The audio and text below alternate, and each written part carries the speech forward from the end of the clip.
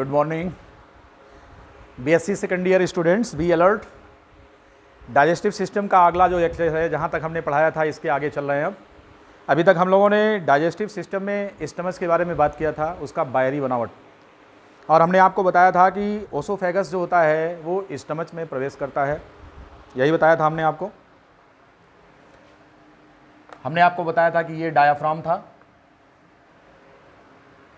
यहाँ से ओसोफेगस आ करके किस में ओपन हो रहा था, ये स्टमच में ओपन हो रहा था। और हमने आपको बताया था कि ओसोफेगस की स्टमच में जो एंट्री होती है, इस एंट्री पर एक स्फिंक्टर होता है और यहाँ पर स्फिंक्टर होता है। हमने आपको बताया था कि ये इसके कार्डिया पार्ट में खुलता है, ये फंडस है, ये पाइलोरस पार्ट है, ये डायाफ्राम था, हमने आपको बताया था। This one is the oesophagus, आपको बताया था। This one is the cardiac sphincter and this one is the pyloric sphincter. हमने आपसे ये बताया था कि ये ग्रेटर कर्वेचर होता है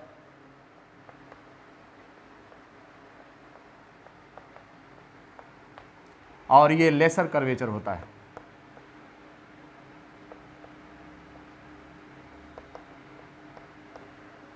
ये आपका फूड पाइप था, इस पॉइंट को हमने हाइएटस बताया था, राइट? याद आया आपको? ये सारी बात किया था। स्टमच में हमने आपसे कहा था कि स्टमच जो होता है ये हमारी एब्डोमिनल कैविटी में डायाफ्राम के जस्ट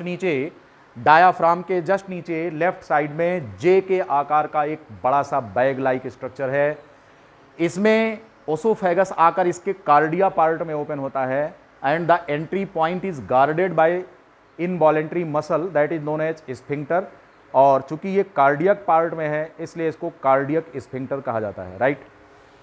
हमने आपको बताया था कि स्टमच में 3 पार्ट होते हैं, कार्डिया होता है, फंडस होता है और पाइलोरस होता है। लेकिन जो जानवर होते हैं, जो कैटल्स होते हैं, उनके स्टमच में एडिशनल चैम्बर्स होते हैं, रेटिकुलम, रूमेन, एबोमेसम, ओमेसम, ये सारी चीज़ें हमने आपको बताया था, राइट?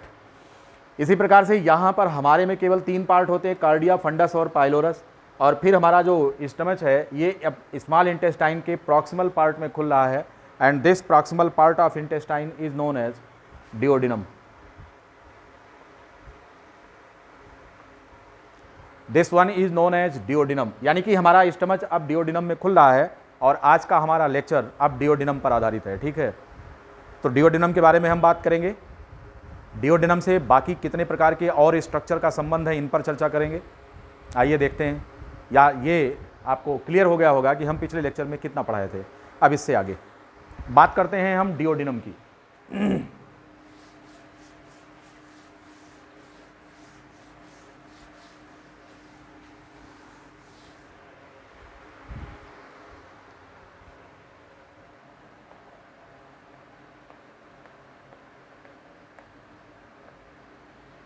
आपको पता है कि स्टमच इंटेस्टाइन में ओपन होता है, stomach opens to small intestine.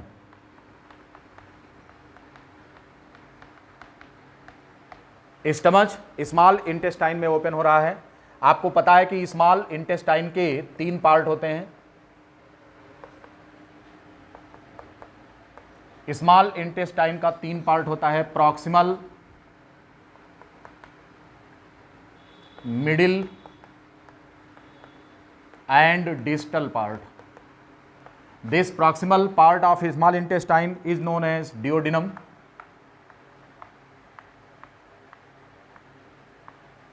This one is known as jejunum and this distal part is known as ileum, right?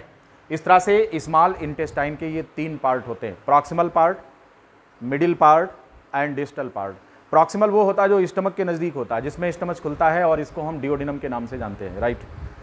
तो डिओडिनम आगे चलकर जेजुनम में खुलेगा और जेजुनम आगे चल करके कहाँ खुलेगा? इलियम में खुलेगा। इलियम आगे चल करके लार्ज इंटेस्टाइन में खुलती है। We will go there and discuss. पहले आप डिओडिनम के बारे में समझें। स्टमच डिओडिनम में जो ओपन होता है वहाँ पर एक स्फिंक्टर होता है। The opening of the pyloric part of stomach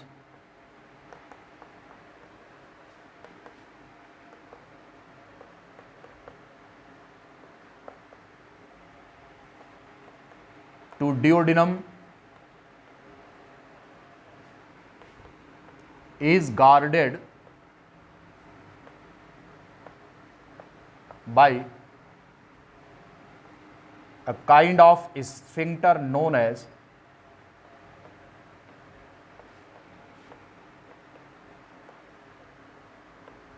pyloric sphincter.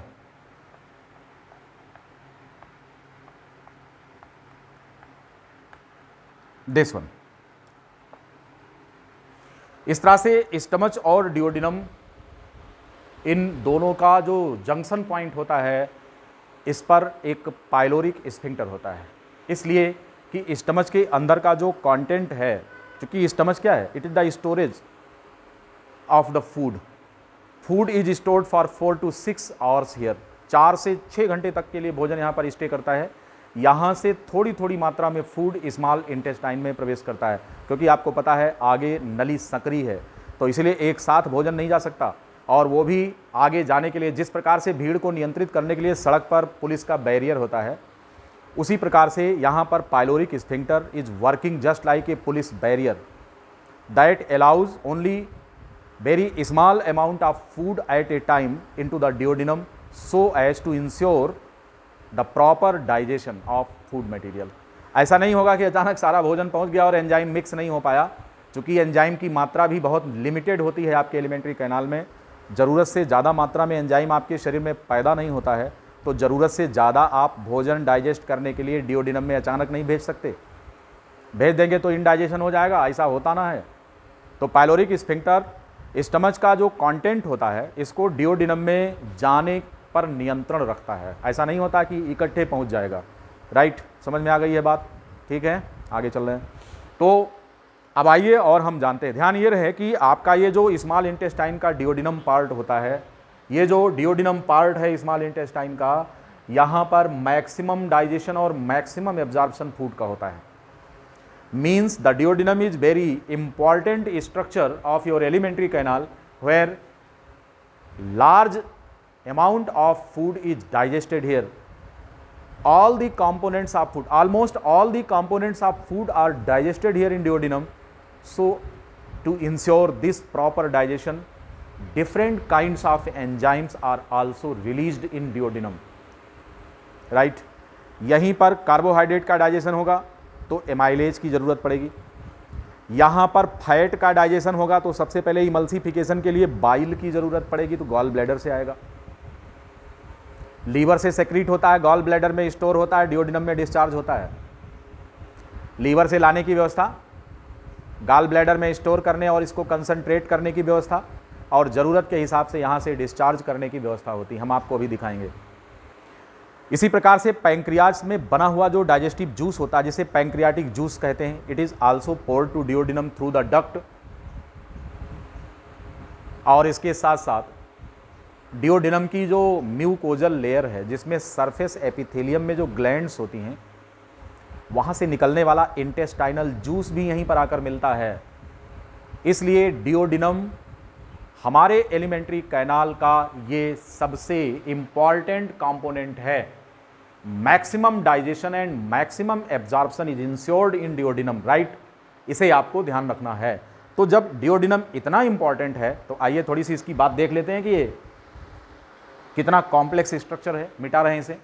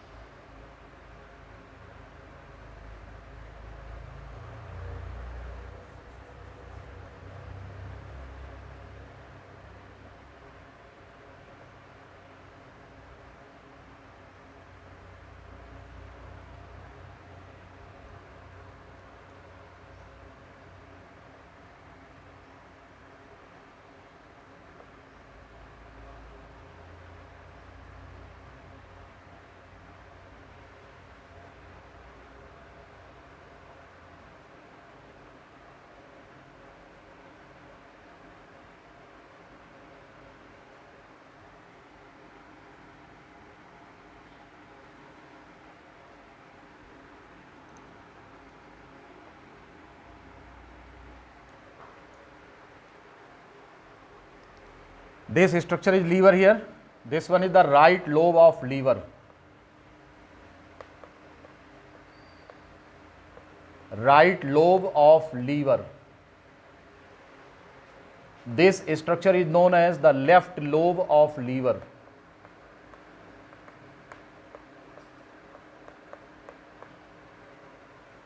This one is known as left hepatic duct.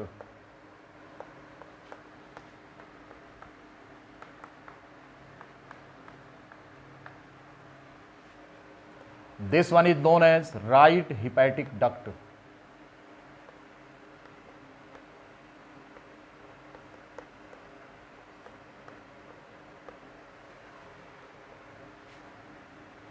Gall bladder.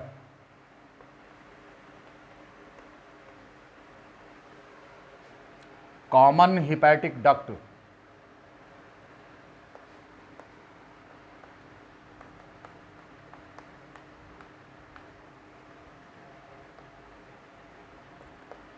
Cystic duct.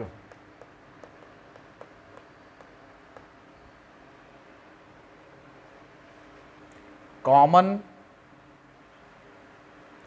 bile duct. Ampulla.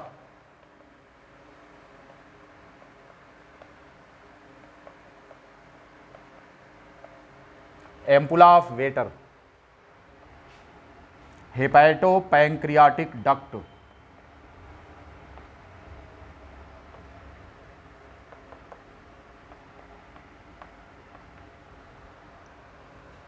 And this one is known as sphincter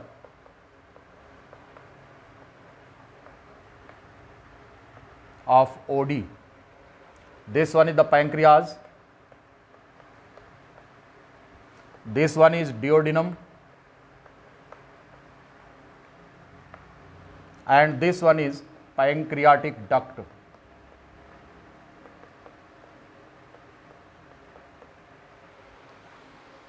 The diagram before you is showing the relationship of liver, gallbladder, pancreas with the duodenum. कौन कौन से structure? Liver, gall bladder और pancreas का duodenum के साथ संबंध दिखाया जा रहा है इस डायग्राम में। हमने आपको बताया था अभी जस्ट कि डिओडिनम हमारे एलिमेंट्री कैनाल का सबसे इंपॉर्टेंट कंपोनेंट होता है। It is the most important component of the alimentary canal, that one is the duodenum. It is the proximal part of small intestine. It is the site for digestion of almost all the components of food materials. Largest, greatest digestion and greatest absorption is ensured in duodenum, and for this purpose this needs large amount of different type of enzymes that are coming from different structures as the liver, the gallbladder and the pancreas. These pour their secretion through the hepatopancreatic duct into the duodenum, right? ये पूरा relationship आपको इस diagram में दिखाया गया है. You can complete this diagram, this is very important. आप इसको जल्दी से कर लें, मैं आपको एक्सप्लेन करूं. 2 मिनट का समय. आपको लेक्चर अच्छा लग रहा होगा डाइजेस्टिव सिस्टम का, आपको इंटरेस्ट होना चाहिए, तब चैप्टर समझ में आएगा. What is going to happen in alimentary canal. ये डायग्राम आपने कंप्लीट कर लिया होगा. लीवर, अगर आप देखें तो लीवर जो है वो डायाफ्राम के नीचे राइट साइड पे स्थित होता है. हम जब इसका डिटेल बताएंगे हिस्टोलॉजी ऑफ लीवर तो आपको मजा आएगा. ये जो लीवर है इसके 2 लोब होते हैं. एक लोब बड़ा होता है और दूसरा लोब छोटा होता है.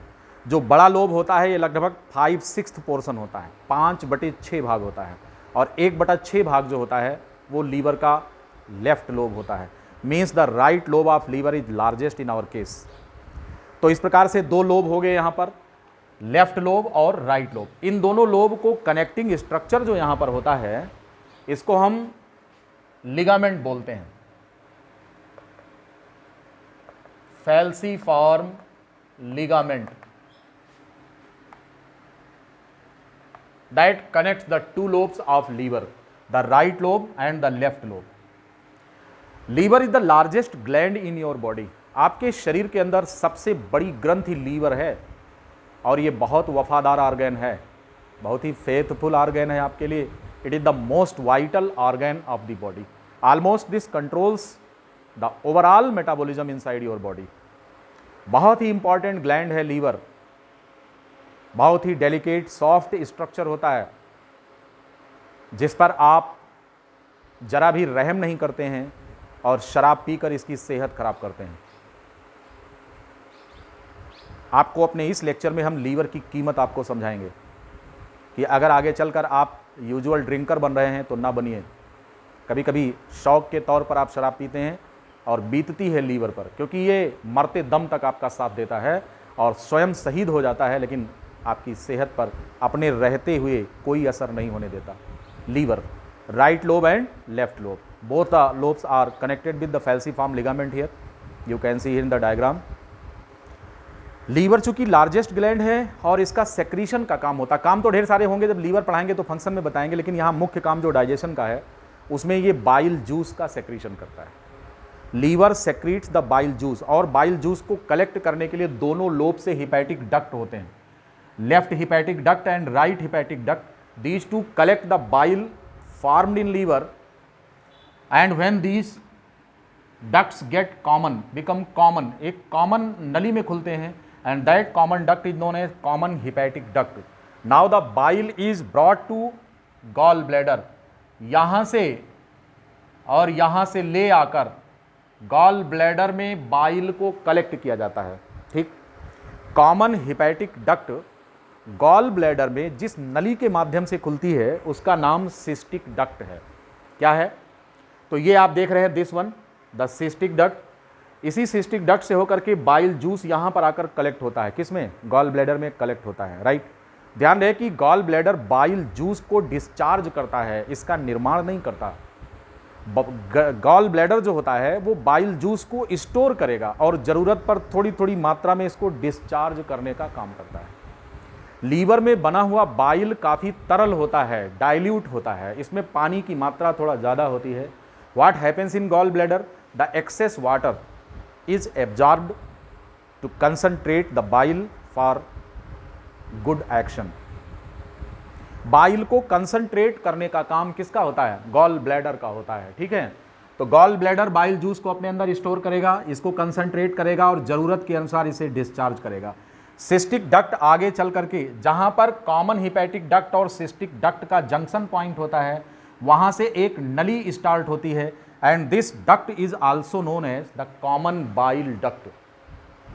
The duct which starts from the junction point of the common hepatic duct and cystic duct is known as the common bile duct. Now this common bile duct again receives the opening of main pancreatic duct. Pancreatic duct की जो मुख्य नली, pancreas की जो मुख्य नली होती है पैंक्रियाटिक डक्ट, यह उसे रिसीव करता है। किसे रिसीव करता है? पैंक्रियाटिक डक्ट को यह रिसीव करता है। तो इस प्रकार से इधर से कॉमन बाइल डक्ट और इधर से पैंक्रियाटिक डक्ट जब आके मिलते हैं तो यह एरिया थोड़ा वाइड हो जाती है, और वाइड नली को यहां पर हम एम्पुला ऑफ वेटर कह रहे हैं। ठीक है, ये जो एम्पुला ऑफ वेटर है आगे जाकर डिओडिनम में खुलती है एक नली के माध्यम से, and that duct is known as hepatopancreatic duct. Why is it called as hepatopancreatic duct? क्यों कहते हैं इसको hepatopancreatic duct? Because this is bringing the bile from liver, इसलिए टर्म हिपैटिक पड़ा। And this also bringing the pancreatic juice, इसलिए नाम पड़ा pancreatic. तो इसलिए इस कॉमन डक्ट का नाम हिपैटोपैंक्रियाटिक डक्ट इसीलिए पड़ा है क्योंकि यह लीवर से बाइल जूस और पैंक्रियाज से पैंक्रियाटिक जूस को ले करके आ रहा है। कहाँ लेके आ रहा है? डिओडिनम में लाकर डिस्चार्ज करता है, and the opening is again guarded by the sphincter, and this sphincter is known as the sphincter of Oddi. ठीक है, आप देखें अगर तो ये पैंक्रियाज, ये इसकी नली है, इसमें आके खुल रही है, इधर से लीवर से बाया गॉल ब्लैडर होके आ रहा है। ध्यान रहे, गॉल ब्लैडर का अपना कोई सेक्रीशन नहीं होता। No digestive juice secreted from gall bladder. Gall bladder is also not playing any kind of direct role in digestive process. क्योंकि इसका अपना कोई सेक्रीशन नहीं है। It is the store house of the bile that is already synthesised in liver, right. Liver में बने हुए bile को ये केवल स्टोर करने का काम करता है, इसका और कोई काम नहीं होता। ये केवल बाइल को कंसंट्रेट करता है, उसमें से एक्सेस वाटर को एब्जॉर्ब कर लेता है। बाइल जूस का कंपोजिशन क्या होता है, we will discuss it later on.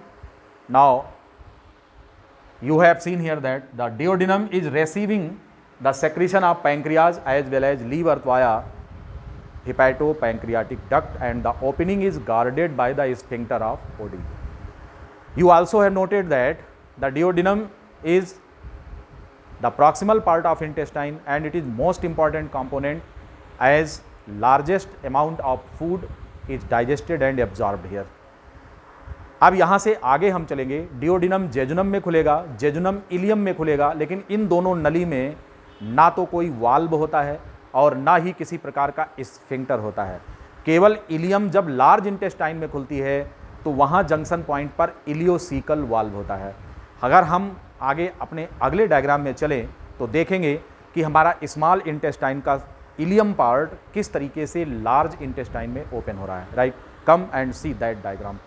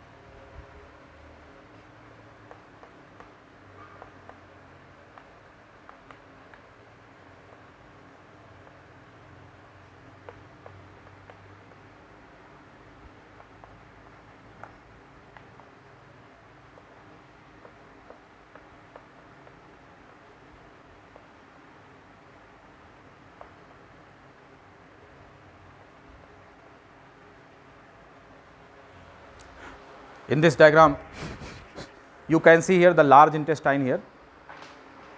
This large intestine is also made up of three components. Large intestine, it is made up of 3 components. इसका पहला पार्ट है सीकम, दूसरा पार्ट है इसका कोलोन, और तीसरा पार्ट है इसका रेक्टम। यहां पर नीले रंग से जो दिखाया गया है ये है डियोडिनम। डियोडिनम आगे आकर के एक क्वाइल्ड ट्यूब जेजुनम में, और जेजुनम सीधे इलियम में खुलता है। इलियम यहां पर लार्ज इंटेस्टाइन के प्रॉक्सिमल पार्ट में खुलता है, that is known as caecum, and at the junction point here the one sided valve present, these are known as ileocaecal valve. इनका काम ये होता है कि लार्ज इंटेस्टाइन से कोई भी मटेरियल रिवर्ट होकर वापस, अगर रिवर्स पेरिस्टाइलसिस होने लगे तो लार्ज इंटेस्टाइन का कंटेंट स्मॉल इंटेस्टाइन में कभी नहीं आएगा। इसलिए जंक्शन पॉइंट पर वन साइडेड वाल्व होते हैं। These prevent the backward entry of the food from large intestine to small intestine, right. इस प्रकार से अब सीकम और इन दोनों के जंक्शन पॉइंट पर एक ब्लाइंड ट्यूब यहां पर एराइज करती है, जो कि हम लोगों में वेस्टिजियल होती है, वर्मीफॉर्म अपेंडिक्स कहा जाता है इसको। यहां से जब सीकम आगे चलेगा तो ये कोलोन में खुलेगा, और कोलोन जो होता है वो एक यू शेप नली होती है। अगर हम देखें तो ये इसका अपर पार्ट, ये पहला पार्ट है जो ऊपर की तरफ जा रहा है, इसको बोलेंगे असेंडिंग कोलोन। फिर ये पैरेलल हो गया, ट्रांसवर्स हो गया, इसको बोलेंगे ट्रांसवर्स कोलोन। फिर नीचे आ रहा, इसको बोलेंगे डिसेंडिंग कोलोन, जो आगे चलकर एक स्पेसियस चैम्बर में खुलता है, सिग्मॉइड कोलोन। और सिग्मॉइड कोलोन यहाँ से ये रेक्टम में, और रेक्टम एनल कैनाल से होकर के एनस द्वारा बाहर खुलता है। तो ये रिलेशनशिप लार्ज इंटेस्टाइन का आपकी स्मॉल इंटेस्टाइन के साथ है, ठीक है। डियोडिनम से लेकर के इलियम के बीच में ना तो कहीं वाल्व है और ना ही कहीं पर स्फिंक्टर है, इसलिए फूड बिना रुकावट पास होता है यहाँ से, ठीक है। बस रुकावट कहाँ पर होती है? लार्ज इंटेस्टाइन और इन दोनों के पॉइंट पर होती है। मूवमेंट फूड का स्मॉल से लार्ज में होता रहता है, लेकिन कभी लार्ज से स्मॉल में नहीं होता। रिवर्स पेरिस्टाल्सिस हम आपको आगे बताएंगे। ये जब हमको वोमिटिंग होती है तो स्मॉल इंटेस्टाइन का ही कंटेंट बाहर आता है, कभी लार्ज इंटेस्टाइन का कंटेंट बाहर नहीं आता। इतनी बात समझ में आ गई? तो this was all about the anatomical feature of alimentary canal. Alimentary canal के डिफरेंट पार्ट कौन कौन से थे, starting from mouth up to the anus, हम लोगों ने डिस्कस कर लिया है। अब हम इसकी बात करेंगे कि आंतरिक बनावट कैसी, यानी कि एलिमेंट्री कैनाल की जो दीवार है इसकी हिस्टोलॉजी क्या है, कौन कौन सी ग्लैंड्स यहाँ पर वाल में पाई जाती हैं, जिनको हम गैस्ट्रो इंटेस्टाइनल ग्लैंड्स कहते हैं।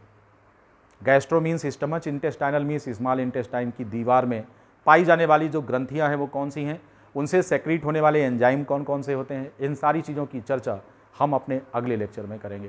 That is the histology of alimentary canal, right. अपना अगला लेक्चर हम आपको बताएंगे जिसमें ग्लैंड्स के बारे में, लीवर का डिटेल स्ट्रक्चर करेंगे, पैंक्रियाज के बारे में आपको बताएंगे, फिर इनसे निकलने वाले सभी जितने भी जूस होते हैं उनके केमिकल कॉम्पोजिशन क्या होते हैं। इतना जान लेने के बाद फिर आपको डिस्कशन करेंगे फिजियोलॉजी ऑफ डाइजेशन, भोजन डाइजेस्ट कैसे होता है, राइट। उम्मीद है कि आपको ये लेक्चर अच्छा ज़रूर लगा होगा, और काफ़ी खींचा भी हमने। स्मॉल इंटेस्टाइन, लार्ज इंटेस्टाइन सबकी एनाटॉमी हो गई है। हिस्टोलॉजी, इसकी दीवार की बनावट पर चर्चा हम अपने अगले लेक्चर में करेंगे, यानी कि 1-2 दिन बाद, अल्टरनेट या 1-2 दिन बाद क्लास आपको मिल रही है, क्योंकि बाकी और भी क्लासेज पढ़ानी रहती हैं, ठीक है। ओके।